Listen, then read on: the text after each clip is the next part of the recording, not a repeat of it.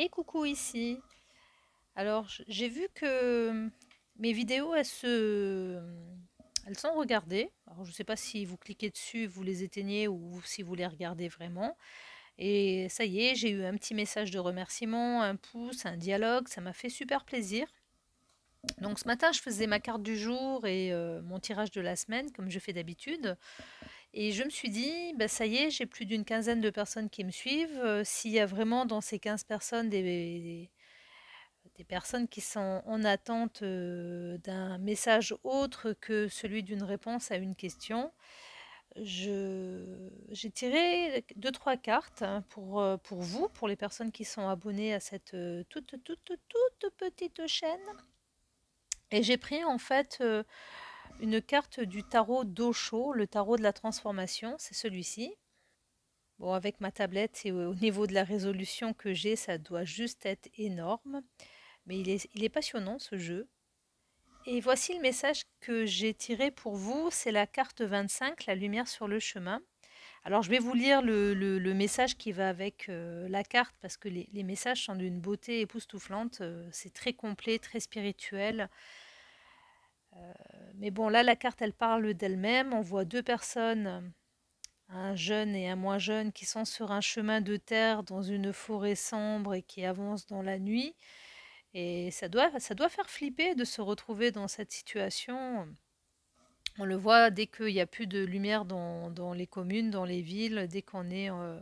La nuit fait peur. Enfin, en tout cas, moi, quand je suis dans le noir dehors, je suis pas très rassurée, même si je sais que je suis guidée par la lumière. C'est un environnement où... enfin, c'est dommage la manière dont on vit aujourd'hui. Je trouve on n'est pas assez en interaction avec la nature, la forêt, dormir à la belle étoile. Enfin, je parle pour moi, je ne sais pas pour vous, mais le lien à la nature, à mon avis, va être de plus en plus présent dans les années qui viennent. On a besoin d'un retour à la source.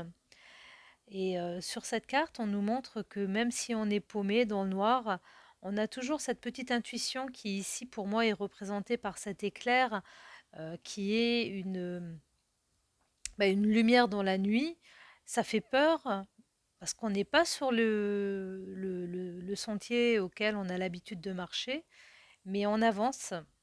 On a la foi et quand nous en avons besoin, la lumière est là. Alors je vous lis maintenant le, le livret. Je ne sais pas pourquoi j'ai dit livret, c'est le guide d'accompagnement. La lumière sur le chemin, le philosophe, le mystique et l'orage. Un éclair soudain ne baigne pas tout votre chemin. Il ne remplace pas une torche à la main. Il ne vous donne qu'un flash, un aperçu de la route devant vous. Mais ce simple aperçu est très précieux.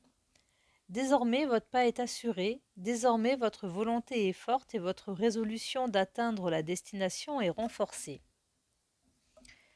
Vous avez vu la route, vous avez vu la route, vous savez qu'elle est là et que vous n'errez pas sans but. Le temps d'un éclair et vous avez un aperçu du chemin que vous devez suivre jusqu'au temple, la destination de votre voyage. J'ai entendu parler de deux hommes qui, par une nuit noire, s'étaient perdus dans une forêt. C'était une forêt très profonde, obscure, vraiment dangereuse, pleine d'animaux sauvages. Soudain, un orage éclata, le tonnerre gronda, et un éclair violent illumina le ciel. Le philosophe regarda le ciel, le mystique regarda le chemin. Au moment de l'éclair, le chemin devant lui s'illumina. Le philosophe regarda l'éclair et se demanda que se passe-t-il? Et il ne vit pas le chemin. Vous êtes perdu dans une forêt bien plus dense que celle de cette histoire. La nuit est plus sombre encore. Parfois un éclair de lumière apparaît, mais ne quittez pas le chemin des yeux. Un Chuang-Tzu est un éclair de lumière. Un Bouddha est un éclair de lumière. Je suis un éclair de lumière. Ne me regardez pas moi, regardez le chemin. Si vous me regardez, vous avez déjà échoué, parce que l'éclair ne dure pas. Il n'est là qu'un instant. Et il est si rare que l'Éternel pénètre le présent. C'est comme un éclair. Si vous regardez l'éclair, si vous regardez Bouddha, et un Bouddha est magnifique, son visage fascine, ses yeux sont magnétiques. Si vous regardez Bouddha, vous ne voyez pas le chemin. Regardez le chemin, oubliez Bouddha. Regardez le chemin, Suivez le chemin, agissez. Y penser ne vous aidera en rien. Seule l'action le peut, parce que penser se passe dans la tête et ne peut jamais être radicale. Seule l'action est radicale. Intéressez-vous à la vie. Vivre est ce qu'il y a de plus important.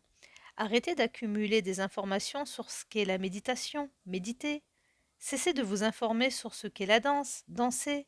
Il existe des encyclopédies entières sur la danse, mais tout cela est totalement inutile si vous ne dansez pas vous-même. Jetez toutes ces encyclopédies. Libérez-vous de tout ce savoir et mettez-vous à vivre. Et lorsque vous le faites, les choses les plus ordinaires se parent d'une beauté extraordinaire. Les choses les plus simples. La vie consiste en de petites choses. Quand vous leur portez un amour intense et passionné, elles se transforment et deviennent lumineuses. Je vous avais dit que le tarot de la transformation d'Osho, il était magnifique. Il est plein de paraboles et d'histoires. Donc, en complément de la carte d'Osho, j'ai demandé à mon tarot Histoire de sorcière de vous donner une petite carte et généreusement, il en a donné deux. Et bien entendu, ça a toujours un sens avec les cartes parce que voici la carte de l'ermite et le 8 d'épée inversé. Alors ces deux cartes, elles nous demandent de faire un travail d'introspection, de méditer, de se tenir à l'écart du monde, de se recentrer sur soi-même. Ça c'est pour l'ermite. Revenir à des valeurs à la base, respirer, souffler, prendre le temps pour soi et savoir ce qui est bon pour soi. Et arrêter d'être... Souvent, je me rends compte que on ne s'écoute pas, on n'écoute pas son corps. On est là, on est dans l'action. Enfin, je sais pas pour vous, moi je suis maman, j'ai des enfants, une vie de famille, une maison, des projets et des cartes qui me passionnent. Et puis je me sens toute tendue. Puis j'ai fait non, pourquoi? J'aurai toujours des projets, toujours des enfants, toujours une maison, une famille, et le tarot me passionnera toujours. Mais il faut que j'avance en fait détendue. Ça sert à rien en fait de me crisper et d'être repliée sur moi-même. Il faut que je m'ouvre. Encore une fois, je le redis, que je respire. Ça fait tellement du bien et que j'accueille. Et la carte du 8 d'épée qui est tombée en même temps que la carte de l'ermite ici, elle nous montre bien que ça y est, le 8 d'épée en fait à l'endroit c'est une carte, hop là comme ça on verra mieux, qui nous dit que nous nous bloquons nous-mêmes, que nous sommes prisonniers de nos habitudes, de notre routine, de notre façon de penser, peut-être aussi de l'auto-jugement que nous avons envers nous-mêmes, parce que souvent, en fait, on est hyper dur envers nous-mêmes. Et là, le 8 d'épée à l'envers, il nous dit que ça y est, on, on- on se permet une troisième fois, d'inspirer, expirer, et d'être soi-même, et de ne plus être limité par nos croyances limitantes. Voilà, c'était mes petites cartes du lundi. Si ça vous plaît, dites-le moi et je le referai. Autrement, ça a été une expérience ultra sympathique de faire ceci avec vous ce matin. Je vous embrasse et je vous souhaite une excellente journée et une excellente semaine. Bye bye.